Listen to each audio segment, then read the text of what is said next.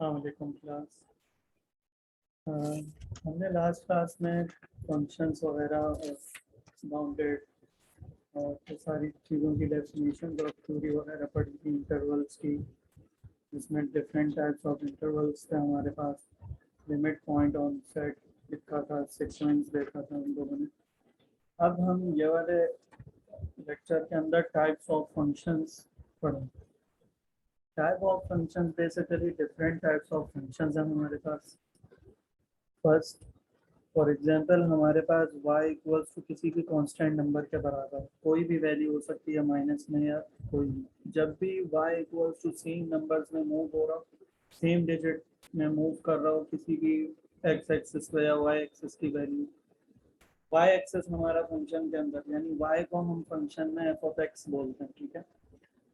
तो जो भी वैल्यू आएगी हमारी y की कांस्टेंट में ये जाएगी। अब मैं यहाँ पर 5 कांस्टेंट लिया है, 1 भी हो सकता है, -1 भी हो सकता है, सो ऑन कोई भी वैल्यू हो सकती है, ठीक है। तो मैंने एक ऐसी रफली ग्राफ प्लॉट किया और उसके अंदर यह आपको समझाना चाहा कि कांस्टेंट फंक्शंस होते हैं, ठीक है। इस लाइन में जिसको मैं अब येलो कर रहा हूँ, हाईलाइट कर रहा हूँ, वो देखें कि then y is constant so the line is parallel to x axis। इस तरीके से आपके पास कोई भी ग्राफ के लिए आपको बनाने के लिए आ सकता है, ठीक है।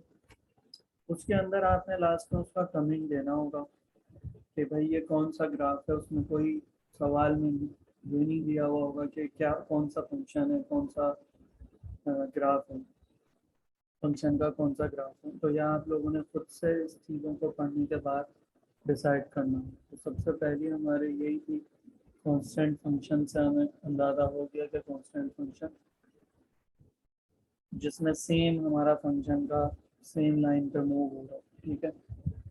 देन उसके बाद हमारे पास है identity function. Identity function means x और वाई दोनों ही सेम होंगे। जब एक्स और वाई दोनों सेम होंगे तो हमें उसका बताना होगा। जब एक्स और वाई की वैल्यू सेम सेम आने लगे गिवन कंडीशन में या गिवन क्वेश्चन में, तो आपने उसको डायरेक्ट ये कमेंट देकर ख़त्म कर देना है कि भाई दैट इज आइडेंटिटी फंक्शन, ठीक है। उसके बाद ग्राफ भी बनाने को आएगा, तो रफली आप ग्राफ पेपर की आपको ज़रूरत नहीं। नॉर्मली आप ग्राफ पेपर को खुद ही पेपर में इसी तरीके से ड्रॉ कर सकते हैं अपने हिसाब से, ठीक है। देन उसके बाद हमारे पास थर्ड जो है graph, parabolic function. Parabolic function for example हमें ये कंडीशन दे दी जाएगी कि मेरे पास एक कंडीशन दे दी पैराबोलिक फंक्शन की, ये मैं कंडीशन डायरेक्ट रखूँगा और फिर आपको बोलूँगा ड्रॉ द ग्राफ। अब या तो आप ये कंडीशंस याद रखें कि कब कांस्टेंट हो रहा है, कब आइडेंटिटी हो रहा है और कब पैराबोलिक हो रहा है। ये कंडीशन याद रखेंगे तो आप लोगों के लिए इजी होगा, सही है। इसमें भी मैंने कोई ऐसी नंबर रखे और ग्राफ प्लॉट करके उसका आंसर दे दी। ऐसे आप भी कोई भी रैंडम नंबर सेलेक्ट कर सकते हैं, 3 से 4 5, और अपना ग्राफ शो करा सकते हैं, ठीक है। देन उसके बाद साइन फंक्शन। साइन फंक्शन से एग्जाम्पल ही यही है कि हम साइन को वैल्यू में ले रहे हैं, यानी हमारा जो फंक्शन होगा वो साइन फंक्शन होगा। अब साइन की वैल्यू कुछ भी हो सकती है, 5/6 रेडियन फॉर्म में भी हो सकती है, डिग्री फॉर्म में भी हो सकती है। तो कभी कभार ऐसा होगा कि आपको सिर्फ वैल्यूज दे दी जाएंगी एक्स की, ठीक है। अब आपने एक्स की वैल्यू से पहचानना होगा कि इस पर कौन सा फंक्शन अप्लाई होगा। या तो डिग्रीज में दिया हुआ होगा या रेडियन फॉर्म में दिया होगा, तो साइन फंक्शन या कॉस फंक्शन अप्लाई होगा। दोनों में से कोई एक अप्लाई कर दिया जाएगा। इसमें कोई हार्ड एंड फास्ट रूल नहीं होगा, वैल्यूज सेम ही रहती हैं दोनों की। तो आपकी इस जगह अपनी मर्जी भी होगी कि कौन सा फंक्शन हम अप्लाई करें। तो sine function y equals to x. अब मैं ये नॉर्मली ग्राफ बना रहा हूँ, कोई वैल्यूज वगैरह नहीं रख रहा। यह हमारे पास कोसाइन फंक्शन है, यानी fifth type of cosine function है, जिसके अंदर हम सिर्फ ये बता रहे हैं कोसाइन का ग्राफ किस तरीके से मूव होता है, ठीक है।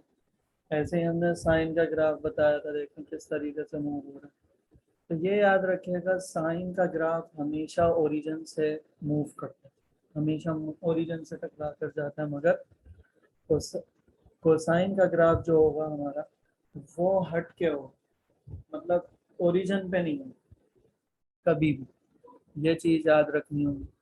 उसके अलावा एक्सपोनेंशियल फंक्शन है, exponential function it is increasing exponential function, fast increasing.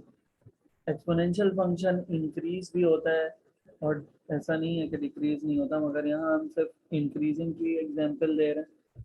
तो इंक्रीज है, अगर प्लस में वैल्यूज है तो सारा इंक्रीज होता चला जाएगा।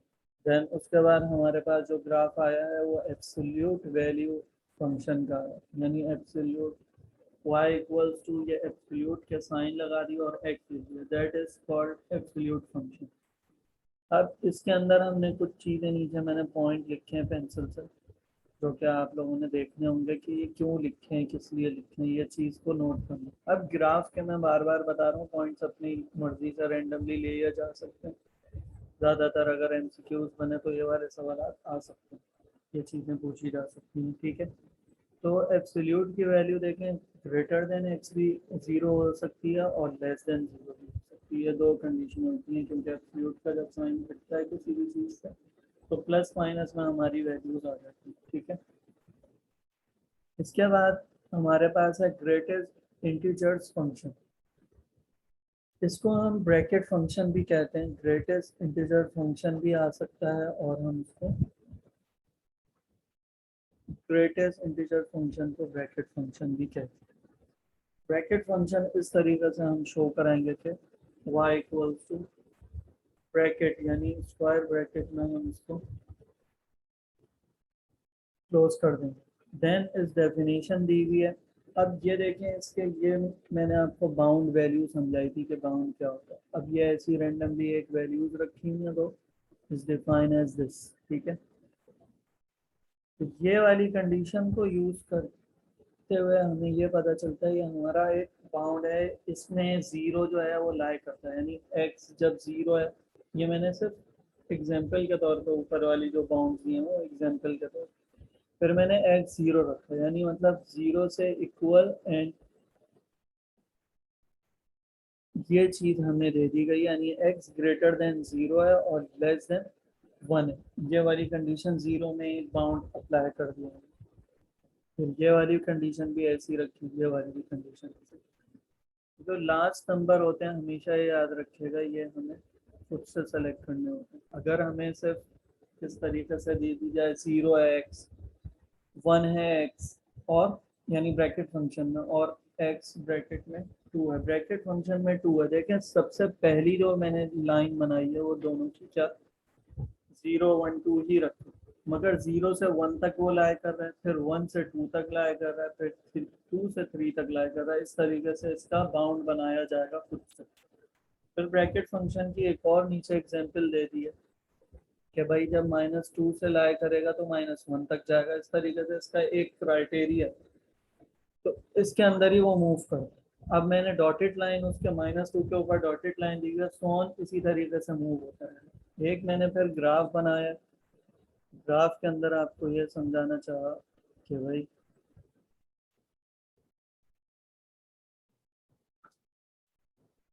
ये सर ग्राफ के अंदर क्या बात बताना चाह रहा हूँ, ये देख लीजिए, यहाँ पर हमारे पास ई एक्स मीन्स एक्सक्लूडिंग पॉइंट है, यानी ये पॉइंट एक्सक्लूडिंग पॉइंट है। अब जो हमारे पास ऊपर ग्राफ था, या हमने ऐसे ही मैंने रेंडमली बना लिया ग्राफ, इसको आप लोग देखेगा, इन चीज़ों को अगर आपको कंफ्यूजन हो रही हो और चीज़ बुक पढ़ें, इंटरनेट से देखें, ये चीज़ें आप लोग खुद भी थोड़ी थोड़ी करें, ठीक है। ये हमारे पास फिर ब्रैकेट फंक्शन की इस तरीके से भी लिमिट्स आ सकती हैं, इस तरीके से बताया जा सकता है, मगर आपने ये याद रखना है ये लाई करेगा एक नंबर से दूसरे नंबर तक नहीं, यानी माइनस टू से स्टार्ट है तो माइनस वन तक का, ठीक है, इस तरीके से लाई करेंगे। देन उसके बाद हम अगले फंक्शन पे मूव होते हैं, देखते हैं हमारा अगला फंक्शन है सिग्नम फंक्शन। इस फंक्शन में क्या होता है, बेसिकली y की जो भी वैल्यू होती है वो इन लिमिट्स में लाई करनी चाहिए, यानी x ग्रेटर देन जीरो है, ठीक है, x equals to 0, x less than 0, ये तीन हमें कंडीशन दे दी जाएंगी और उसके साथ ये नंबर्स बता दिए जाएंगे 1 2 3, जो भी लाया कर रहा होगा इस जगह नंबर्स दे दिए जाएंगे।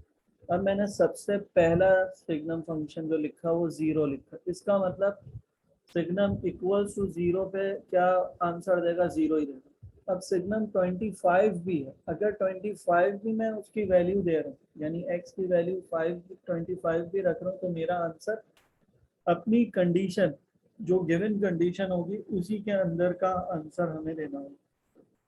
यानी ग्रेटर देन 0 जब भी होगा हमने 1 आंसर देना, ऐसे ही लेस देन 0 होगा तो -1 ही आंसर आएगा। अब वो वैल्यू कोई भी दे सकता है, यहाँ 25 दी हुई है, यहाँ -24 दिया हुआ है, यहाँ 2 दिया हुआ है, यहाँ 1 दिया हुआ है, यहाँ एक्सपोनेंशियल में भी पावर दी गई है, तो भी उसके आंसर आपने चेक करके लिखने हैं। ठीक है, कि क्या आंसर हो सकते हैं। अब ये एग्जांपल ग्राफिकली मेथड से समझा दिया कि हमारा एक प्लस और -1 में एक ग्राफ बनाया है हमने अलग अलग पॉइंट्स पर। ठीक है, जिसमें लाइन का पॉइंट, अब ये मैंने ऐसी एग्जांपल के तौर पे ले लिया, पहली वाली एग्जांपल को लेते हुए 0.5 भी अगर वैल्यू है तो मेरा सिग्नम 1 आंसर देगा, 1 वैल्यू है तो भी 1 आंसर देगा, और 1.5 है तो भी 1 आंसर आएगा, 2.5 है, सो ऑन, इस तरीके से हम चलते रहेंगे। तो हमारा उसी ट्रम में लाए करना चाहिए आंसर जो हमें गिवन कंडीशन की बाउंडिंग दी हुई होगी। उसमें बोला होगा कि जब जब भी x ग्रेटर देन 0 होगा तो हमने आंसर 1 लिखना है। अब ज़रूरी नहीं है यहाँ पेपर में या वैसे कहीं पर भी हम पूछ लें कि 1 ही हो, हमेशा 1 नहीं होगा, 5 भी रख सकते हैं। अब 5 से जो x ग्रेटर देन 0 होगा जब भी लाया करेगा हम 5 आंसर रखेंगे, इस तरीके से भी हम इसको कर सकते हैं, मगर ज़्यादातर कंडीशन इसकी इसी तरीके से आएगी आपके पास। ठीक है जनाब, देन ये हमने 4 फंक्शंस, डिफरेंट 9 फंक्शंस पढ़े, फंक्शन के ग्राफ, टाइप्स ऑफ फंक्शन। पहला हमारा था कांस्टेंट फंक्शन, हमने सबकी कंडीशन यानी इक्वेशंस को याद रखना है, इनको देखते हुए हम कोई ग्राफ का या ग्राफ को देखते हुए हम इसका आंसर दे सकते हैं कि ये कौन सा फंक्शन है। आइडेंटिटी फंक्शन है, फिर हमारे पास थर्ड पैराबोलिक फंक्शन है, साइन फंक्शन है, कोसाइन फंक्शन है, एक्सपोनेंशियल फंक्शन है, एब्सोल्यूट वैल्यू फंक्शन है, ग्रेटेस्ट इंटीजर फंक्शन है जिसको ब्रैकेट फंक्शन भी कहा जाता है। ठीक है, इसके अंदर डिफरेंट टाइप से हम वैल्यूज दे सकते हैं। देख लें दोनों तरीक़ों से इसमें वैल्यूज को दिया हुआ है, एक ऐसे ब्रैकेट बना कर दे दिया इस तरीके से, और एक ऐसे ऊपर आपके पास कंडीशन एक इस टाइप से बना कर दे दिया, और एक ऊपर भी कंडीशन रखी हुई है। देन उसके बाद हमने सिग्नम फंक्शन पढ़ा, सिग्नम फंक्शन का हमने सिर्फ लिमिट्स एक्स की देखनी है कि क्या ग्रेटर देन 0, बड़ी वैल्यू जो भी होगी उसका आंसर वही देना होगा, भले जैसी भी वैल्यू होगी, मगर चेक करना होगा। ऐसा नहीं है कि बस आप 0 है तो आपने आंसर देना शुरू कर दिया, फोकस करना होगा। सही है, देन उसके बाद हमारे पास अगला टॉपिक स्टार्ट होता है इसी का, algebra of a function. Algebra में हम क्या क्या यूज़ कर सकते हैं इसमें फंक्शन में, यानी मतलब फंक्शन किस तरीक़ों से यूज़ हो सकता है, प्लस माइनस में, मल्टीप्लाई में, डिवाइड में। ठीक है, डिवाइड में यूज़ हो सकता है। फिर हमारे पास एच और जी जो है, हमने ऐसी कोई भी हम लिमिट की कंडीशन ले लेंगे जो कि 0 के बराबर भी रख सकते हैं। ठीक है, हो सकता है, ऐसा नहीं है कि नहीं हो सकता, ये कंडीशन सिर्फ नॉर्मली आपने देखने के लिए कोई भी आपको कंडीशन दी जा सकती है। वैल्यू ऑफ अ फंक्शन, ये थोड़ा सा गौर से सुनेगा, इससे रिलेटेड काफ़ी सारे सवाल भी हम करेंगे इंशाल्लाह। वैल्यू ऑफ अ फंक्शन में हम कोई भी फंक्शन ले लेंगे, फॉर एग्जांपल वैल्यू से एग्जांपल ही ये करता है वैल्यू ऑफ फंक्शन से, कि हमने कोई भी फंक्शन की वैल्यू दी है direct. If y equals to f of x is a function, x belongs to real numbers, ठीक है, या then it's value at x equals to a। अब a जो है वो कोई भी वैल्यू हो सकती है, x हमारे पास डोमेन है, आर्गुमेंट भी कहते हैं। ठीक है, एंड वाई जो है हमारे पास रेंज होती है। थोड़ी चीज़ें सिर्फ रिव्यू के तौर पर बस लिखती हैं, आप लोगों को ये चीज़ें पता तो होंगी। इफ़ हमने दो फंक्शंस दिए, डिफरेंट डिफरेंट फंक्शन, जिसमें एफ ऑफ वाई वन है जो है एफ ऑफ एक्स है, और जो दूसरा है हमारे पास फंक्शन जी ऑफ एक्स, उसको हमने वाई टू लिया। इन दोनों को ऐड कर लिया सिंपली, यानी ये एडिंग दिखा रहा है। इसी तरीके से मल्टीप्लाई भी हो सकता है, इसी तरीके से हम डिवाइड में भी वैल्यूज दे सकते हैं। इफ अगर y equals to 1, find the value. अब मैंने फाइंड द वैल्यू करके आंसर दिया। कोई भी सवाल अगर फाइंड द वैल्यू करके देगा तो इसका मतलब आपको x की कोई ना कोई वैल्यू देगा। अब वो इंटीजर फॉर्म में भी लिख सकता है, ठीक है, वो x की बहुत सारी वैल्यूज भी दे सकते हैं। तो इस तरीके से कोई कंफ्यूजन की बात नहीं है। अब हमने ये देखा, जब हमने y equals to f of x के अंदर -1 पुट किया तो हमारी वैल्यू क्या आई, 2। 2 is the value of the function at x equals to -1, यानी 2 वो वैल्यू है जो हमारी x -1 जो हमें वैल्यू दी गई थी, तो उस पर आई है, उस पर लाई करेंगे, ठीक है।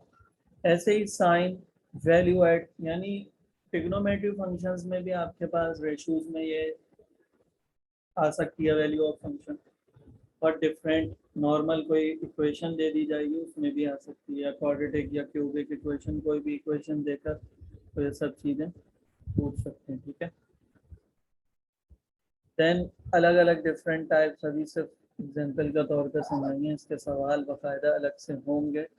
आप लोग सिर्फ वैल्यू ऑफ फंक्शन के बारे में मैंने कुछ समझाया, यानी एक्स ऐड करता होगा किसी भी कंडीशन पे लाया करता होगा, बस उसके लिए बता।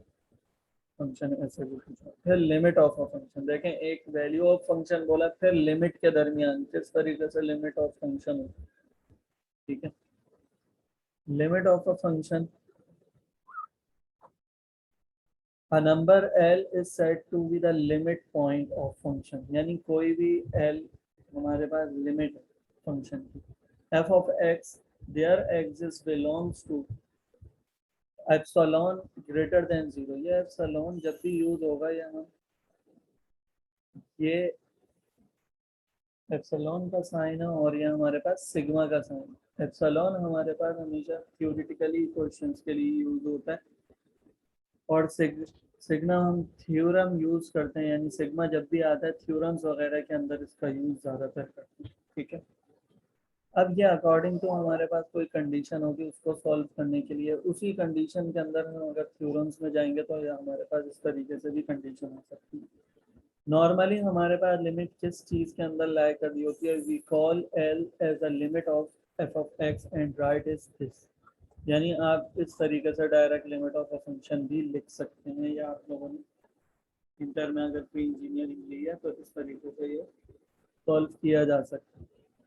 This limit may be of two types called left hand limit and right hand limit. दो तरीक़ों से ये लिमिट लिखी जाती है, left hand limit, right hand limit, ठीक है। इस तरीके से हमने इसकी लिमिट्स को फाइंड आउट करना होगा जब हमारे पास क्वेश्चंस होंगे। इफ जब ये कंडीशन दे रहा है, if L1 equals to L2, same होगा, तो हमारे पास क्या लिमिट एग्जिस्ट करेगी या नहीं। Then are say limit exist, otherwise are they called limit does not exist. Means ये इफ वाली जो कंडीशन दी है, यानी लेफ्ट हैंड लिमिट और राइट हैंड लिमिट जब इक्वल होगी तो हमारी लिमिट एग्जिस्ट करेगी, अदरवाइज हमारी लिमिट एग्जिस्ट नहीं करेगी। फॉर एग्जांपल मैंने लेफ्ट हैंड लिमिट निकाली, वो मेरे पास 2 आंसर आया, तो राइट हैंड लिमिट का मेरे पास आंसर आया, राइट हैंड लिमिट का मेरे पास आंसर 3 आया, तो दैट इज नॉट एग्जिस्ट, यानी एग्जिस्ट नहीं करेगी। सेम होना इसके लिए लाजमी है, सेम हो। ये वाली कंडीशन को लिमिट ऑफ अ फंक्शन में आपने याद रखना है कि क्यों दी गई है, किस वजह से दी गई है। ये चीज़ें, ये पॉइंट्स याद रखने कमेंट्स के लिए आ सकते हैं लास्ट में कि भाई एक सवाल दिया जिसको हमने सॉल्व करते हुए हमारी लिमिट एग्जिस्ट नहीं करी, फिर हमें लास्ट में कमेंट लिखना होगा कि एग्जिस्ट नहीं कर रही, ठीक है। उसके बाद हम कंटिन्यूटी पे आ जाएंगे, यानी continuity of a function. Continuity means कोई चीज़ भी हम कंटिन्यूटी में कर रहे हैं, हम कार चला रहे हैं या कोई भी रियल लाइफ एग्जांपल में कर रहे हैं, तो कंटिन्यूसली कर रहे हैं तो उस चीज़ को ये यहाँ पर ये शो कर रहा है। Function F of X is continuous X equals to A. अब ए की वैल्यू कुछ भी होती है, if there X is epsilon directly proportional greater than 0 है और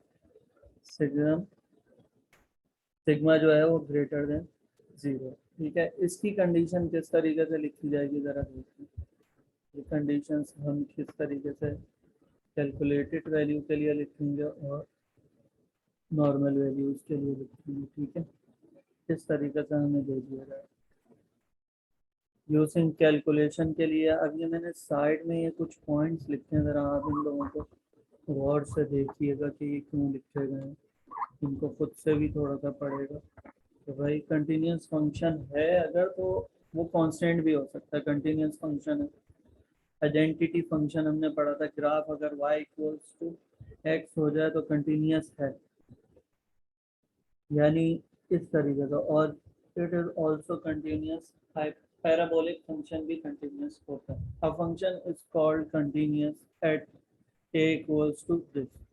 तो इसमें थोड़ी सी कंडीशन चेंज हो जाती है, जैसा हमने अभी लिमिट ऑफ अ फंक्शन की बात की है, कंटिन्यूटी में थोड़ी सी एक चेंजिंग आती है, वो ये हमारे जहन में हमें रखनी है सिर्फ जस्ट। कंटिन्यूस फंक्शन कौन कौन से ग्राफ पे होता है? कांस्टेंट अगर होगा तो वो कंटिन्यूस होगा, अगर आइडेंटिटी होगा तो भी वो कंटिन्यूस होगा, और अगर हमारे पास पैराबोलिक है तो वो भी कंटिन्यूस हो सकता है। बाउंड की बात है क्या करा। अब इसमें माइनस ए दिया हुआ है और प्लस ए दिया हुआ है। देखें, x approaches to minus A और एक्स अप्रोचेस टू प्लस ए दिया है। इस तरीके से आपके पास दो कंडीशन है, यानी एक सारी एक दूसरे के बराबर होनी चाहिए। यानी एफ ऑफ ए जो है, f of x limit minus side वाली ले ली, यानी left hand limit right hand limit equals to हमारे पास अपने गिवन फंक्शन ए के बराबर होनी चाहिए। यानी ये तीनों साइड हमारे पास बराबर होनी चाहिए, left hand side, right hand side and mid side. Value of f of x must exist, ये 3 स्टेप्स हैं।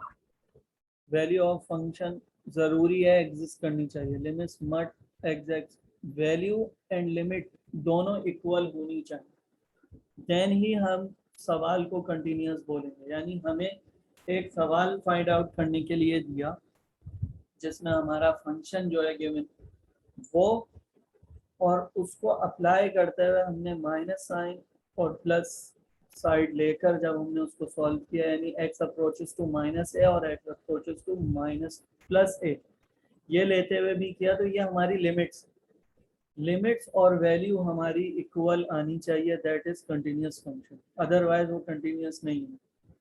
तो यहाँ पर फंक्शंस की हमने इस लेक्चर में हमने फंक्शंस की टाइप्स पढ़ी और कंटिन्यूस फंक्शन पढ़ी और डिफरेंट फंक्शन के बारे में बात की। जैसे कि फिर मैं एक ओवरव्यू दे देता हूँ शुरू से, जिसके अंदर कॉन्स्टेंट टाइप्स ऑफ फंक्शंस पढ़े हमने, डिफरेंट।